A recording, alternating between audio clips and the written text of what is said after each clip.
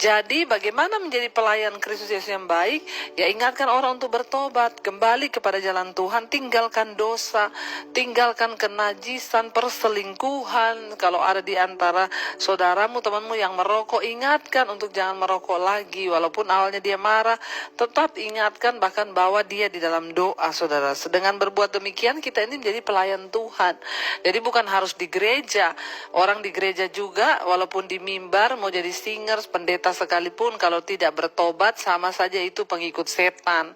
Ya, jadi kita ini harus bertobat menjadi pengikut Kristus. Pelayan Kristus itu yang baik dan berkenan itu yang bagaimana? Yang menuntun orang dari dosa kepada kebenaran. Itu yang pelayan Kristus yang baik, yang berkenan pada Tuhan. Terdidik, kata Rasul Paulus, dalam soal-soal pokok iman, ya, dan dalam ajaran sehat yang telah kau ikuti selama ini. Karena banyak ajaran yang tidak sehat, ya. Orang melayani Tuhan tapi bersinah boleh, selingkuh boleh, sudah melayani Tuhan tapi masih hidup dalam kedagingan. Nah, ini yang ajaran-ajaran sesat, saudara, ya. Jadi kita harus memiliki ajaran yang baik, yang terdidik, dan ya ajaran sehat yang telah kita ikuti selama ini. Ayat yang ke-7, tetapi jauhilah tahyul dan dongeng-dongeng nenek-nenek tua, latihlah dirimu beribadah. Jauhi tahyul, ya. Apa itu tahyul? Cerita-cerita yang belum pasti, ya, cerita-cerita bohong, ya. Suruh percaya, nggak usah dipercaya orang cerita tahyul, ya. Misalnya, kamu tahu nggak di bawah pohon itu ada penunggunya loh. Jadi kalau kamu lewat situ tuh kamu harus permisi. Ya, itu tahyul. Atau cerita-cerita tahyul itu apa? Ya, konon katanya, ya, dari leluhur saya itu ada begini, begini, begini. Jadi saya tuh harus begini, begini, dan begini. Selama itu bukan kebenaran firman Tuhan, semua itu tahyul. Ya, jangan didengar, ya, apalagi dongeng nenek-nenek tua.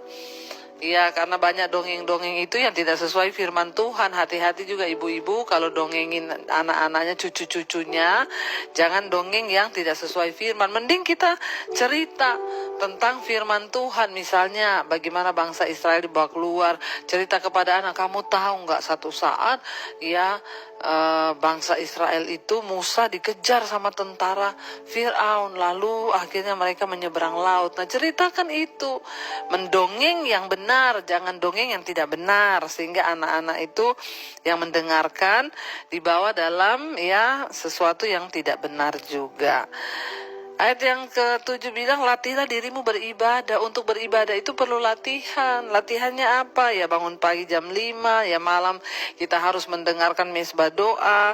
Latihlah dirimu beribadah.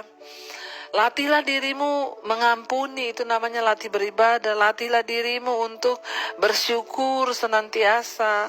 Kita harus melatih diri kita. Ayat 8, latihan badani terbatas gunanya. Tetapi ibadah itu berguna dalam segala hal karena mengandung janji, baik untuk hidup ini maupun untuk hidup yang akan datang. Latihan badani, nge-gym, ya, saudara, lari pagi, saudara, badminton, saudara, olahraga apapun, itu latihan badani terbatas gunanya. Ya, cuma untuk hidup di dunia ini. Kalau sudah waktunya mati, Tuhan panggil mati, ya mati.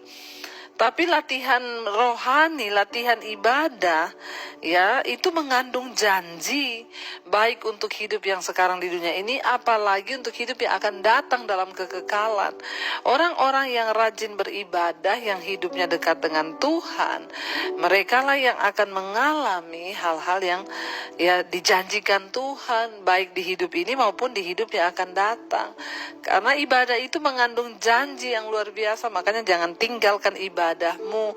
Setialah terus berdoa di mesbah doa, di mesbah syukur. Karena bagi orang-orang yang setia selalu ada upah dan mujizat yang Tuhan sediakan.